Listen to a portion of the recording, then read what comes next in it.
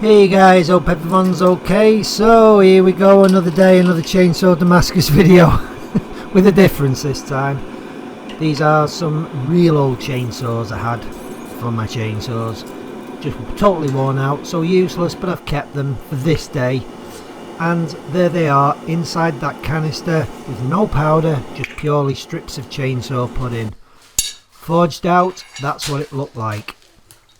I was quite pleased that it actually all forged out tight and nice, but I don't just want to do a chainsaw Damascus pattern. So this is all kind of following a theme really. We have a Swedish chain off my Swedish chainsaw, and we have a Swedish file into the mix, so it's totally Swedish. So that's an Oberg file, Swiss file. I've cut two pieces, I've put them in there, cut the billet into four. I put a piece of 1095 in one side, a piece of 15 and 20 in the other side. Just two little pieces. They're the only two bits of non-scrap Damascus in this billet, and I just wanted to try and get a bit of contrast. I built them up into that block, and I'm just going to forge out that block. I'm actually going to twist it and see what comes out of this, because as I say, I don't just want to do a chainsaw Damascus pattern. This is how I make my cans up if you're interested. Just real thin stuff. It's about 1.5mm thick. Just score some lines on it. Actually roll the billet around along the sheet, mark it, score the lines so it bends pretty easy. And I use this thin stuff because after the forge weld is complete, this stuff just virtually falls off the billet. It's so thin. I don't actually weld it completely airtight so that it doesn't really stick too much. A few taps on the anvil, and then I ran it over the press. Just pushed it together and drew it out. Then it was time to get the can off. The can was, I went probably a little bit too far with the press, and so it did stick, but it actually came off okay. It wasn't a problem. This is, I think this was the second go at twisting this. You can see on the top there, this chainsaw stuff is really chewy and horrible. So it does kind of want to tear off. I think if it wasn't for the file, the pieces of file in this, it would have just fell to pieces completely. So I'm going to draw that out now and see what it looks like. I've just done a quick etch on that bar as it came off the forge. This is a pattern I've got which kind of looks okay, but it's not very striking to me, that. I mean, it's not actually too bad, that. It does look quite nice, and you know what? Really, I should have left it at that, but the only reason I didn't, because it looked like the dreaded, horrible eBay Damascus. The cursed stuff. So I can never ever put a knife out now, I don't think, with just a twist pattern because of the eBay Damascus fiasco. So I'm going to have to go a bit further with this. And I'm not happy with the result in the end, but we'll carry on and I'll show you what I did. Excuse me, look, you're messing about here with Damascus, and if you pop over to eBay, you can get an absolute gem, a bar of Mandalorian iron here, for the princely sum of £99.99. I mean, Mandalorian iron, my God. Let's have a look at it. It's inspired by a Beskar steel ingot. Deep laser engraved foundry logo and a laser engraved Beskar pattern to make this high detail very durable. Oh, unfortunately though, it's made of 1095 and 15 and 20. But you know it's not. It's made out of washing machines, fridges and push bikes. Sorry. And this one, it looks like they've jumped on the 1095 core bandwagon with this little gem from the Highland Slate Workshop. It's a beautiful twisted pattern with a 1095 core. Let's have a look at the little description and see what is involved in this amazing piece of engineering. As we can see, It's hand forged again, and they recommend that you etch it again when the shaping has been finished. Really. Let's have a look at quick look at the Highland Stone Shop website, and there it is. If you take a tour through the Highland Workshop website, they sell everything from concrete statues. They've even got a concrete Porsche, guys, so it looks like they're also branching out into handmade twisted Damascus now with a 1095 core. Don't forget the core.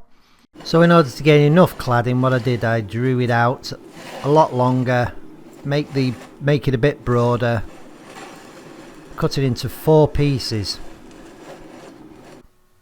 I then welded them 4 pieces together, and at this point it's looking like kind of really horrible. So I clad it onto the Oberg file. I'm going to forge weld that on there and just see what we get, because I've given up at this point really. So I forge welded them and drew it out, and that's what I ended up with, and it actually looks much better now than it does when it's etched.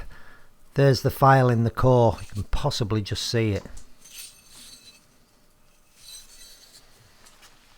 And here we are giving it a drink of Mermaid's Tears. Very nice. So pretty good after the heat treat, and there is a slight warp in it, not much, about 2 thousandths maybe, just on one side. It's over the whole width of the knife, so it can come out in temper, and you can tell it's spinning on one side, dead flat on the other. So I'm just going to put it over the Rockwell tester now and just see what hardness we have achieved. You may be wondering why I'm testing a file here. Well, this is the file piece. This is the same file that's in the core of this knife, and obviously I can't test that because it's wrapped around with chainsaw Damascus. Whenever I put a core steel in a knife, be it samurai, Damascus or whatever, I always test that core steel whilst I'm heat treating the knife. So I heat treat both. Then I can test the test piece to see what the core steel is in the knife, if you understand what I mean. And we have 64.5 HRC there. I'll just give it another try there.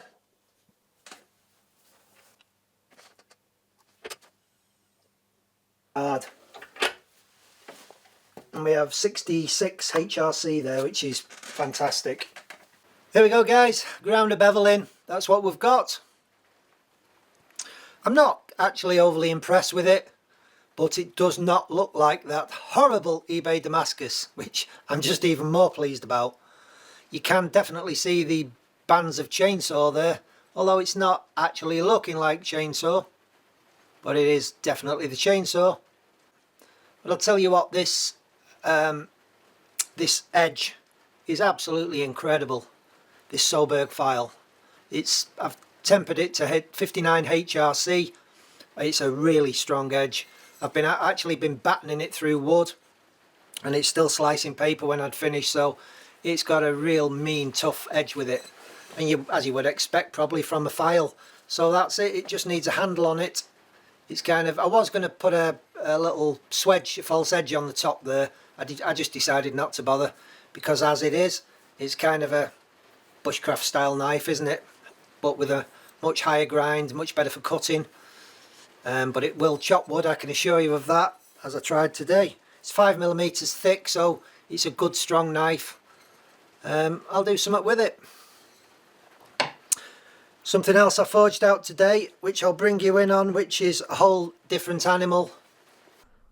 This is why I'm not too happy with the chainsaw Damascus knife, because I really think this is a nice pattern, and it's obviously 1095 15 N20, and it took around about the same amount of time to forge weld as the chainsaw Damascus did. But that's the good thing about using 2 known steels. You can kind of predict what you're going to get out the pattern. You've got something to aim for. Yeah, you've got a good steel and you've got a good edge with it. And there's just over 2,000 layers in this feather pattern knife. I wasn't actually entirely happy with this pattern because it got a little bit of distortion in it when I drew it out, because it was such a small billet, and I drew it out to this sort of size, and it did slightly spoil the look I wanted. But I am on with another one as I speak, Today I will be cutting that and seeing what I can get out of it. Right guys, are you still here? Jolly good. Thanks to my patrons. Thank you all for subscribing. Thanks all for watching. And please go and smash that like button. Hit that bell if you haven't already done so. The pesky bell. Cheers guys. Bye for now.